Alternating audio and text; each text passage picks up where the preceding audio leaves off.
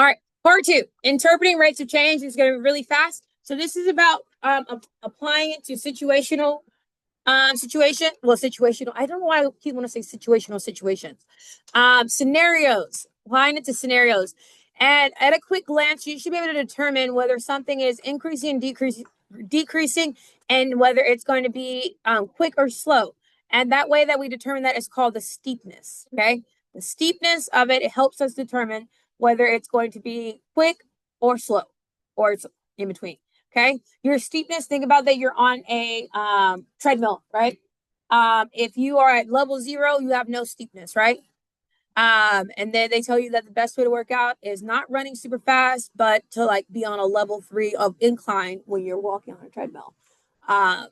Maximizes something about muscle and whatever, I don't know.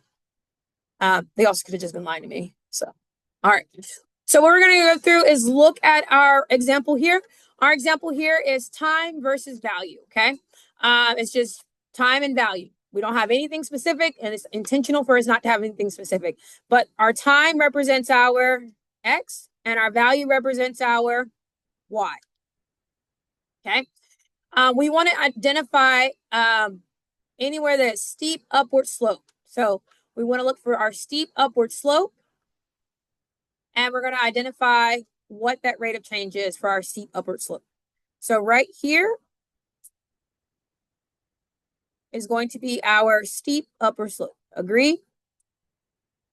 Okay, it's steep, which means that it is going to be fast growing. And we're going to calculate that. When you're calculating that, at the end of our part 1, we said that we use our X values to determine our interval that we're analyzing. So we start at 0, and we're going to end at 2. Do we see that? So we're starting at 0, ending at 2. So the points that we're using are 0, 0, and we're using 2, 4. From there, can you tell me what is the rate of change for this steep upward slope? Well, to find the rate of change, that means we're going to find our change in our Y over the change in our X.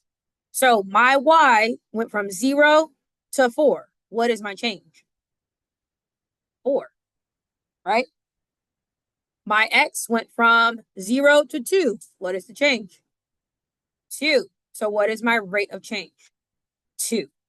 Okay. Your rate of change then also has values to it, units to it.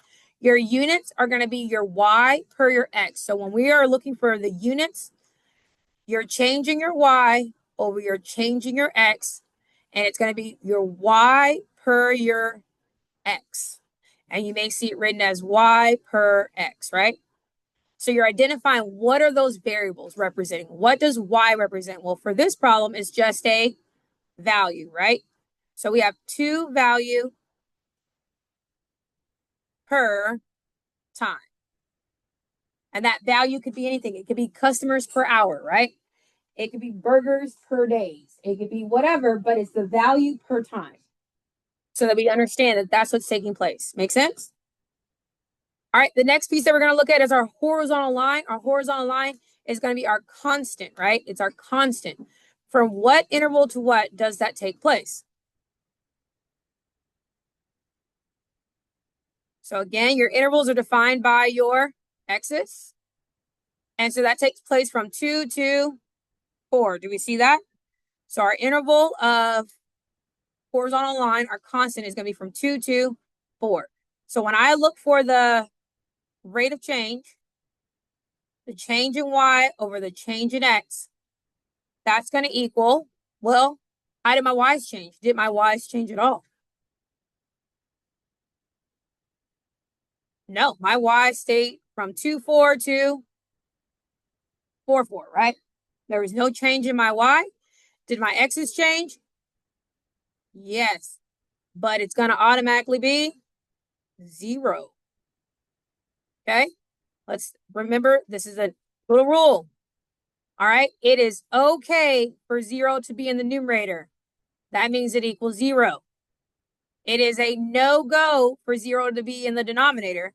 That means it's undefined. Okay, It is okay for 0 in the numerator. That means it equals 0. It is a no-go for 0 in the denominator. That means it's undefined. Okay? So anytime I have 0 in the numerator, it is okay. It is 0. So I have 0, and the units again would be your value per your time. Remember how my, notice how I interchange per with the forward slash? Those are interchangeable. All right, the last one is identifying our interval of decrease. Our downward slope, okay? Notice it's not as steep as the original, so notice this is a gentle. It's a gentle decline. So it's a gradual decrease. It starts at 4 and it ends at 6. And at 6, I end at 2, right? Okay. So now you're describing again, what is your rock? Okay. Your rock is you're changing your y over you're changing your x. How did my y's change from positive 4 to positive 2? It's a negative 2. How did I go from 4 to 6? Positive 2, which puts me at a negative 1 value per time. Okay. Do you feel comfortable being able to identify the interval of increase / steepness or upward slope, constant, and whatnot? Remember, the interval is based off what values? Your x values. X marks the spot, right? All right, so that is the end of our part 2.